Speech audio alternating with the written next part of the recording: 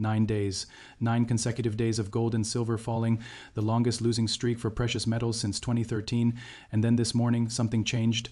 Gold jumped 4% to $4,565, silver surged 5.5% to $73.94. 9 days of pain ended in a single session, and right now every investor who has been watching this brutal month of March is asking the same urgent question. Is this the real recovery? Or is this just a brief bounce before the next leg lower? I am going to answer that question with every piece of current data available, and by the end of this video you will know exactly what is driving today's recovery, what the risks still are, and what the specific signals will tell you whether this bounce has legs or whether the selling pressure returns. Let me start with the facts of this week because the timeline is extraordinary even by the standards of an already extraordinary year. On January 29th, gold set a new all-time high of $5,589 per ounce, silver set a new all-time high of $121.62 on the same day.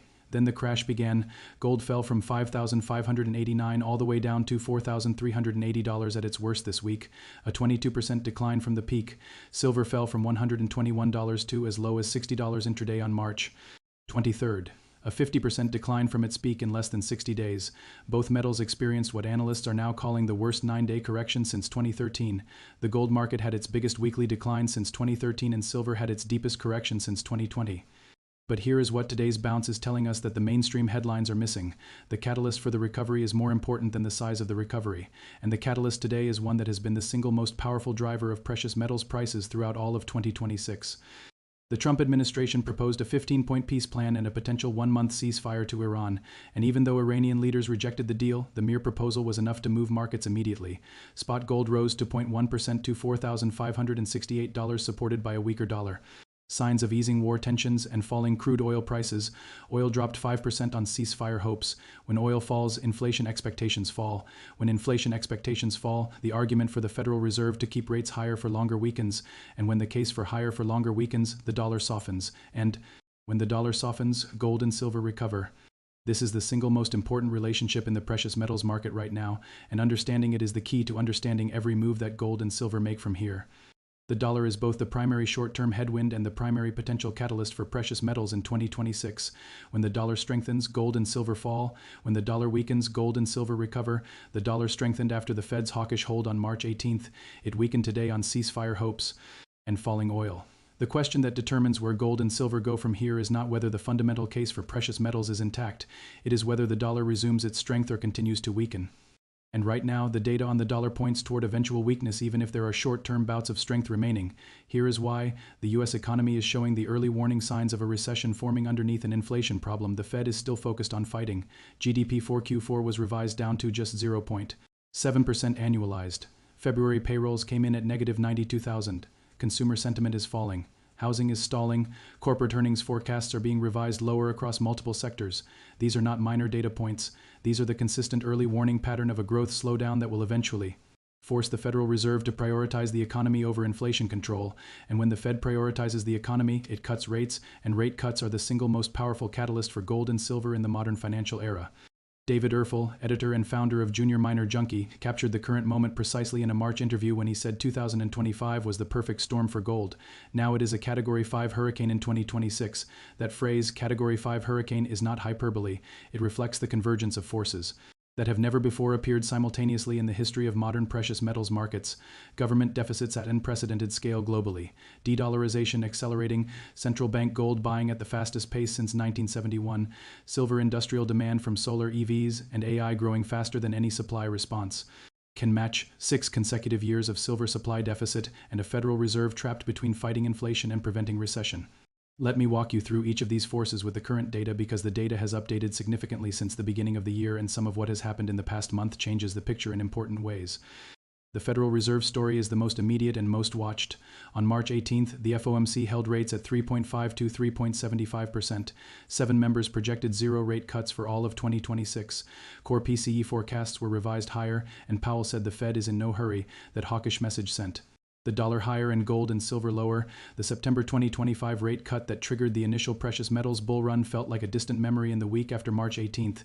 But here is what the futures market is actually pricing right now. 2 rate cuts are still embedded in the futures curve for 2026. Not 0, 2. The market is betting that the economic data deterioration will force the Fed's hand regardless of what the dot plot says, and the March economic data releases that are coming this week and next, manufacturing PMI, jobless claims, housing data, will be the most closely watched economic data of the year so far. Any of those coming in weaker than expected gives the Fed cover to soften its language, and any softening in Fed language reverses the dollar's recent strength almost immediately. The gold story specifically has been shaped by what the Investing News Network describes as two inextricably linked drivers: the Fed's rate path and the Iran war. These two forces have been pushing gold in opposite directions simultaneously. The hawkish Fed has been pushing gold lower by strengthening the dollar. The Iran war has been pushing gold higher through safe haven demand. When one force dominates, gold moves sharply. When both forces are present simultaneously, you get the extraordinary volatility that characterized March 2026. The gold price swung from $5,278 on February 28th down to $4,380 in a matter of weeks, and then back up 4% in a single session today. This is a Category 5 hurricane in terms of volatility, and it is not over.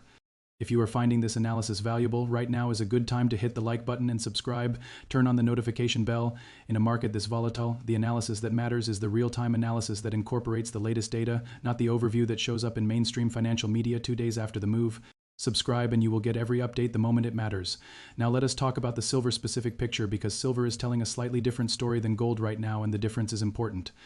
Silver surged 5.5% on March 25th according to MCX data, with prices jumping over 12,000 rupees per kilogram to 236,137 rupees. Spot silver increased 3.8% to $73.94. This is a meaningful recovery from the $60 intraday low touched on March 23rd. But the technical picture published today by Fexley report shows something that every silver investor needs to understand. Silver has managed to move back above the $70 level, but price has already pulled back from the intraday highs, indicating hesitation from buyers. Similar to gold, the current movement may lack strong bullish continuation. A failure to hold above $70 would increase the likelihood of further downside. That hesitation is real, and it reflects a physical versus paper dynamic that has defined silver's behavior throughout the entire Q1 2026 correction. The paper market, driven by leveraged futures traders and algorithmic systems, has been the dominant force in silver's price since the crash began, and the paper market reflects the short-term macro picture, the dollar, the Fed, the inflation data, far more sensitively than it reflects the physical supply and demand reality. The physical reality, which shows 6 consecutive years of supply deficit, Fresnillo cutting production by 9%, China's export controls ring-fencing 60–70% of global refined silver supply, and industrial demand growing from solar, EVs, and AI simultaneously. That physical reality has not changed 1 ounce during this correction, but the paper market is not pricing that reality right now. It is pricing the dollar and the Fed. Here is the forecast data that puts today's recovery in context. Bullion Vault users, who historically have been some of the most accurate silver price predictors in annual surveys, are predicting silver to achieve over $80 per ounce by December 2026. ChatGapt and Copilot both forecast silver reaching $75 to $78 by October 2026. The LBMA Annual Average Price Survey projects silver averaging approximately $79 to $80 for full year 2026. Gold Silver's Alan Hibbard, one of the most accurate precious metals forecasters in 2025, expects silver to perform better in 2026 than it did in 2025 when it gained 147%. He would not be surprised to see silver increase by over $100 per ounce to $175 or higher, and Bank of America's Michael Widmer maintains his range of $135 to $309 for silver in 2026. At today's $73 price, even reaching the most conservative of those forecasts, Bullion Vault's $80 target represents 9% upside. Reaching the LBMA average of $79 to $80 represents 8% upside. Reaching Gold Silver's $175 target represents 140% upside. The range of outcomes from today's price is asymmetric in a way that historically has marked major accumulation opportunities. Now let me walk you through the Q1 2026 story in full, because understanding the entire arc of what has happened since January sets up the second half of the year picture more clearly. Gold began Q1 2026 continuing its breakout above $5,000 that had been driven by Fed rate cut expectations and geopolitical tensions. By January 29th, gold had reached $5,589. The largest single contributor in the January move was the Iran war catalyst. When the U.S. and Israel struck Iran, gold surged on safe haven demand. When Kevin Warsh was nominated as Fed chair, replacing Jerome Powell, who retires in May, the market interpreted this as a hawkish monetary policy signal, and both gold and silver sold off sharply. The February gold futures contract saw upwards of 200 million ounces bought in a single month, according to Jeffrey Christian at CPM Group. And then the Fed held rates in March with a hawkish message, and the correction accelerated. The entire Q1 arc was shaped by the interplay between geopolitical safe haven demand and monetary policy fear. Both forces are still fully active. Neither has been resolved. The ceasefire proposal from Trump today that triggered today's recovery is the first meaningful diplomatic development in the Iran situation since the conflict began. Even though Iran rejected the 15-point plan, the proposal itself tells the market that negotiation is ongoing and markets price possibilities, not just outcomes. The possibility of a ceasefire reduces the geopolitical risk premium in oil, which reduces inflation expectations, which weakens the case for a hawkish Fed, which weakens the dollar, which supports gold and silver. That is the chain reaction that produced today's 4.25% bounce in precious metals. Here is the critical question for the recovery. Can it be sustained? The technical picture says the recovery needs specific confirmations to be sustainable rather than just a brief bounce before the selling resumes. For gold, a close above $4,546 would be an initial signal that the short-term downtrend is breaking. A sustained close above $4,750, which represented support during February's consolidation phase, would signal that the correction is complete and the longer-term uptrend is resuming. For silver, the $70 level is the immediate test. If silver closes above $70 consistently over the next 3 to 5 sessions, the short-term technical picture improves significantly. The next meaningful target above that is $74, then $79, then the $85 to $86 zone, which multiple technical models identify as the key decision point for whether silver enters a sustained recovery toward the institutional consensus targets. The gold-to-silver ratio today sits at approximately 62 to 63. It has compressed from its recent high of 72, meaning silver has recovered slightly faster than gold over the past few sessions. Historically, when the gold-to-silver ratio begins to compress, silver continues to outperform gold. The ratio compression from 72 to 63 is only a partial normalization. The historical average is 42.50. Full normalization from 63 to 40, with gold staying at $4,500, would require silver at $112. That level is the mathematical destination that ratio normalization points toward, without requiring any dramatic new development in the fundamental story. For the longer-term picture, David Erfel's comment that 2026 is shaping up as a Category 5 hurricane captures the environment accurately. The longer-term conditions remain extremely supportive. All those economic and political conditions that are the increased risk and the increased uncertainty and the increased volatility. They are all in play and they favor hard assets. Gold's longer-term trajectory is supported by the twin drivers of de-dollarization and concerns about fiat currency debasement.